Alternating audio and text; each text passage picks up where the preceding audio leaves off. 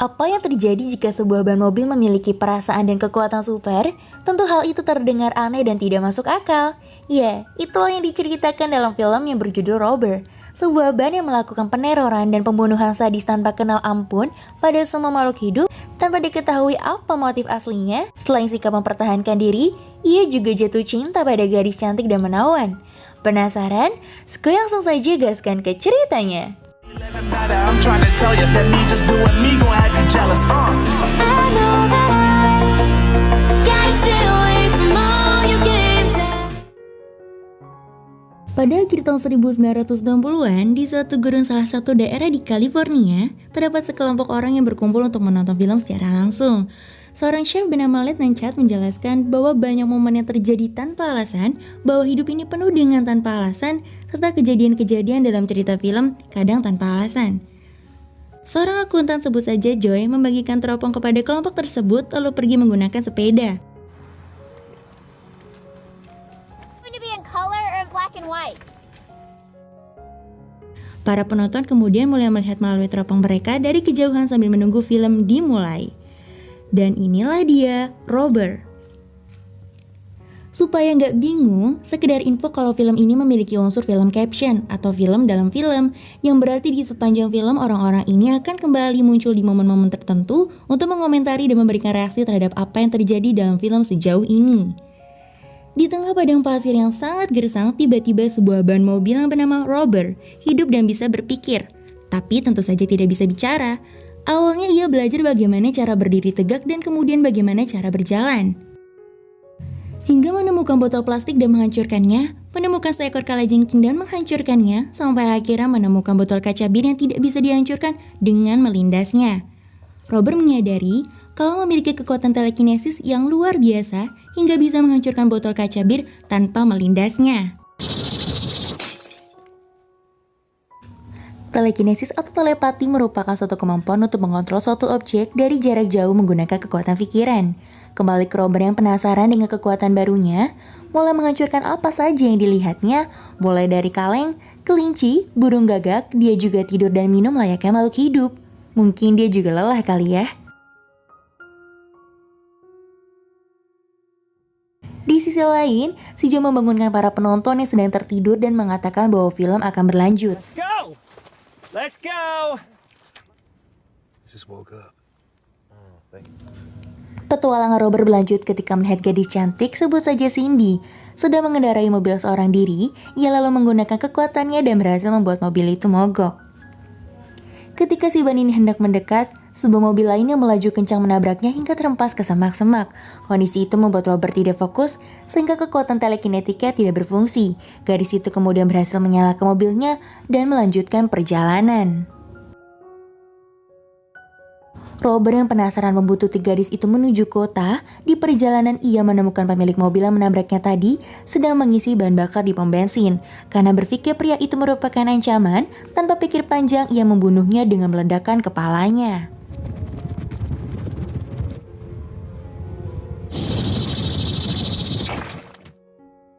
Sesampainya di kota, Robert menemukan gadis yang sebelumnya ia ikuti yang ternyata tinggal di sebuah motel.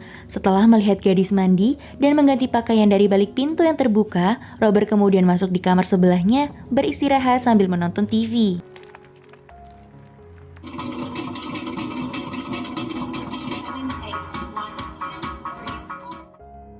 Para penonton mulai kelaparan setelah 2 hari tidak makan. Si Joy membangunkan mereka dan memberinya seekor kalkun panggang yang sebelumnya telah dicampur dengan racun agar para penonton mati dan filmnya cepat berakhir.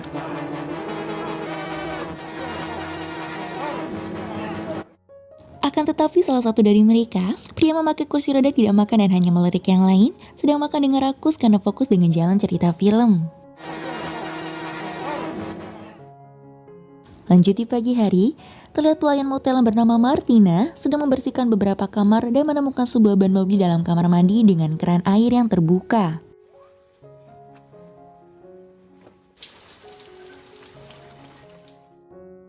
Martina yang mengira bahwa ini hanya perbuatan usil para tamu, langsung melempar ban itu keluar kamar.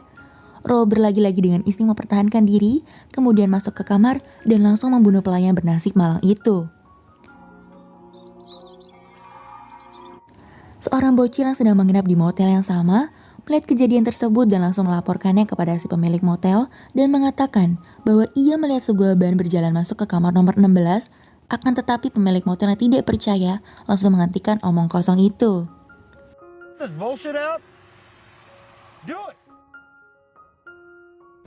Robert pindah ke motel lain yang memiliki kolam renang dan menceburkan dirinya ke dalam air.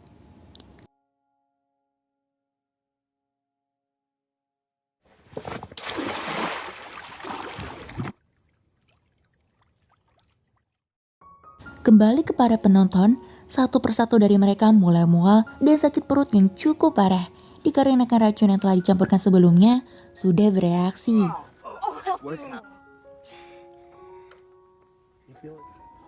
And I want my show. Kembali ke bocil tadi, sepulang dari membeli makanan, dengan rasa penasaran mengecek kamar nomor 16 dan menemukan pelayan itu mati mengenaskan.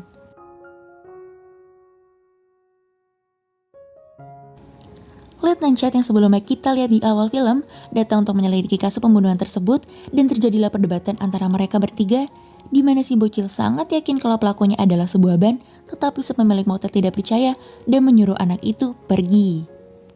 We can't see the air around us. Nerves, go!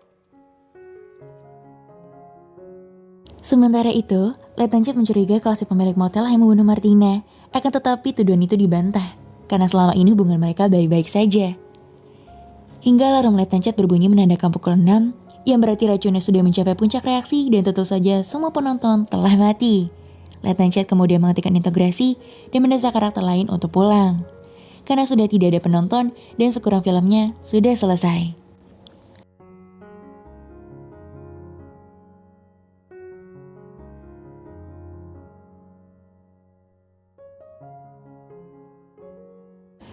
CJ kemudian memberitahu Lieutenant Chad bahwa salah satu penonton, pria yang memakai kursi roda, tidak memakan makanan beracun, sehingga filmnya belum berakhir. Karena malu, Lieutenant Chad melanjutkan plot dan kembali mengintegrasi pemilik motel. Saat itu, Chad menyaksikan bagaimana sebuah ban membunuh pemilik motel.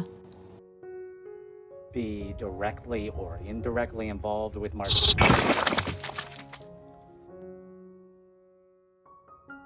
Robert terlihat menyendiri di depan sebuah cermin, sesekali membayangkan masa lalunya, mengingat semua hal yang pernah dilakukan. Saat itu si bocil kembali mengajak untuk berdiskusi, tetapi Robert memilih pergi. Mungkin rasa kemanusiaan Robert terhadap anak kecil ini dalam kali ya, sehingga tidak dibunuh.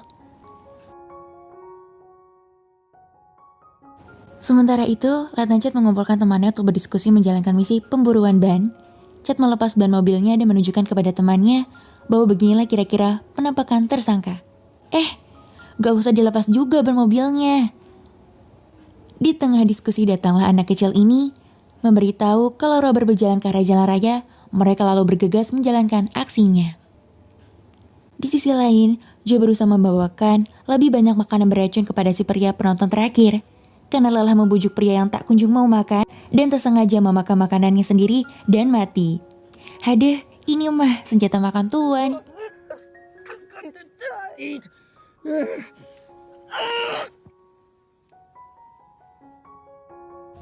Robert yang sangat cerdas dan bisa belajar dengan cepat bahwa manusia adalah lawan yang paling mematikan bagi eksistensinya, setelah melihat pembantaian kaum ban mobil yang dibakar secara massal, semakin mengasah instingnya layaknya predator yang membunuh untuk bertahan hidup. 3 hari kemudian, suasana kota menjadi sangat mengerikan dengan penampakan mayat-mayat manusia yang bergeletak di mana-mana akibat pembalasan dendam Robert terhadap pembantaian kaumnya. Lieutenant Chad akhirnya mendapatkan telepon dari unit 4 kalau Robert berada di salah satu rumah warga, sedang menonton TV dan kemungkinan Robert telah membunuh pemilik rumah tersebut.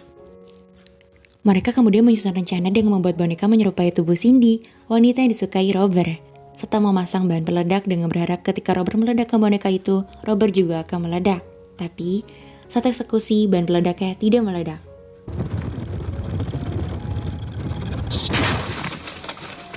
It didn't work. Pria yang berada di kursi roda muncul dan mengejek Lieutenant Chad karena rencananya gagal, yang membuatnya sangat marah dan mengakhiri film begitu saja dengan menembak Robert menggunakan senapan. Kemudian melemparkan jasadnya kepada pria itu yang terus mengejeknya. Come on, what kind of racket you running? Akan tetapi Robert belum mati, ia terlahir hidup kembali sebagai sepeda 3 roda, mendekati pria itu dan membunuhnya.